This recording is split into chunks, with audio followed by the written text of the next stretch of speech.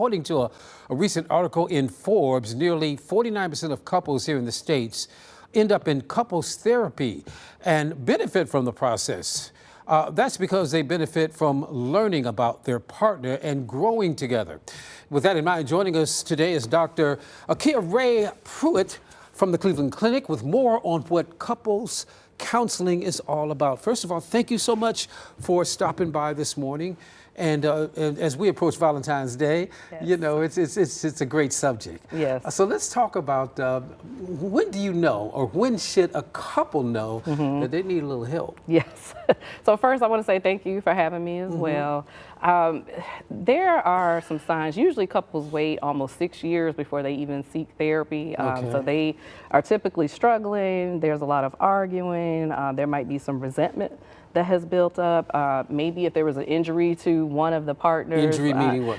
It could be infidelity, it could be something financial, but usually injury means there's some lack of trust and there needs to be some healing. So if one or both partners haven't had a chance to heal, there could be a loss of intimacy as well. Now, so how do you heal from something like that? Say infidelity. I mean, that's a big, how do you heal from that? It's a tough one, but what I tell partners is really it takes accepting responsibility for your actions. So really understanding how you've hurt your partner, understanding that it may take a while for them to heal. I tell people when you've injured a partner, it's not okay to say, well, I've gone past it, so I think you should get past it. You should never too. Say that. No, that does well, not. That does not work. Yeah, I'm okay. You should be okay, right? And so right. that can cause a lot of frustration. So accepting responsibility and then demonstrating that you can be trusted. Well, how do you get guys to sign up for something like this? You know how we challenging. Yes, it's challenging. I'm including myself in it. Yes.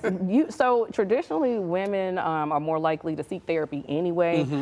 So it can be challenging, but I definitely do have a lot of men who are committed to the process. To be committed, you're invested in that relationship. Yes. That's the key right there, right? Yes. And you have to see that there is an issue, and the issue isn't just your partner. You have to be willing to accept responsibility. You have to look in the mirror. Yes. You know, what does a healthy relationship look like? Sure. So that's a great question because I think a lot of people actually don't know what a healthy relationship looks like. But a healthy relationship, you have similar interests, similar values, you have mutual respect for one another. You forgive, but you also accept responsibility when you've hurt your partner. Okay. You also have healthy boundaries. So being able to respect your partner's boundaries, doing things together. So those are all things that are important for a healthy relationship. Healthy communication Yes. versus unhealthy communication. Yes. So healthy communication does not mean that there's no conflict. So with the nature of relationships, there will be conflict, but it's how you talk about those things. So using name calling, putting yourself above your partner, thinking that your needs are more important than your partner's needs, those things are unhealthy. What can be healthy is being able to listen. I tell people you have 2 ears and that's to hear. Key. Yes, You know, listening. And I got to be better at that myself. Me just too. kind of Me just too. listening, Yes. you know, because you always want to jump in. And I'm glad you said that. So most people are listening to defend themselves. That's, amen. Yes. You got that right. Yes, and so one of the things that I do. If you're not listening to defend yourself, you're listening to do what? You are listening for mutual understanding, really trying to figure out where is my partner coming from. What if you don't like where that partner's coming from? That is a possibility.